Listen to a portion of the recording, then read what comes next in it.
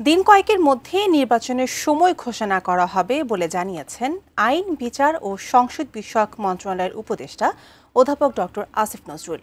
এদিকে আগামী এক সপ্তাহের মধ্যেই বাংলাদেশের রাজনীতির গতি প্রকৃতি নির্ধারিত হবে বলে মন্তব্য করেছেন প্রধান উপদেষ্টার প্রেস সচিব শফিকুল আলম।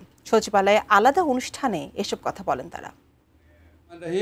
আপনারা জানেন বৃহস্পতিবার বিকেলে আইন মন্ত্রণালয়ে সংস্কার ও সমসাময়িক বিষয় নিয়ে ব্রিফিং করেন আইন, বিচার ও সংসদ বিষয়ক মন্ত্রণালয়ের উপদেষ্টা অধ্যাপক আসিফ নজরুল।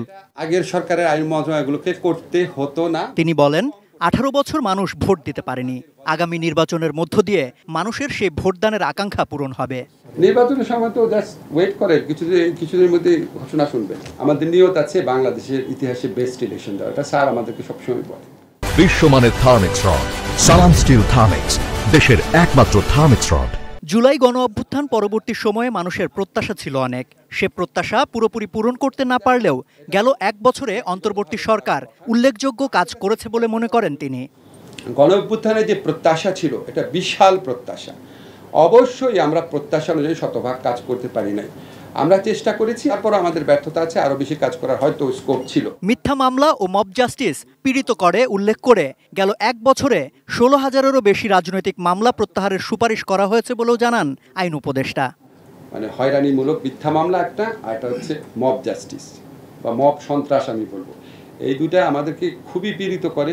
আমরা গণবিজ্ঞপ্তি দিয়েছি, আমাদের কাছে যারা রেসপন্ড করছে যে সমস্ত রাজনৈতিক দল, তাদের 70 থেকে 80% মামলা, অন্তত 70 থেকে 80% মামলা যেটা তারা সাবমিট করেছে তা প্রত্যাহার করা হয়েছে। এদিকে Bangladesh secretariat reporters forum BSRF আয়োজিত সংলাপে অংশ নিয়ে প্রধান উপদেষ্টার প্রেস সচিব শফিকুল আলম বলেন, আগামী কয়েকদিন বাংলাদেশের রাজনীতির জন্য খুব গুরুত্বপূর্ণ।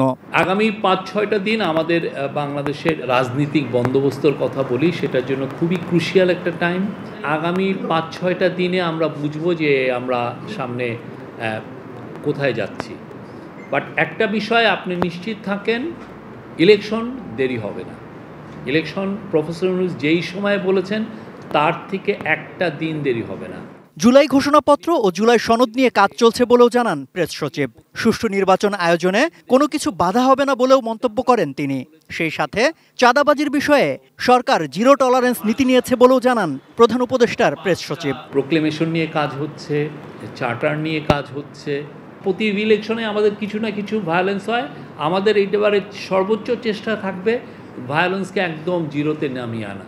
সম্রাট আনোয়ার, ATN নিউজ, ঢাকা।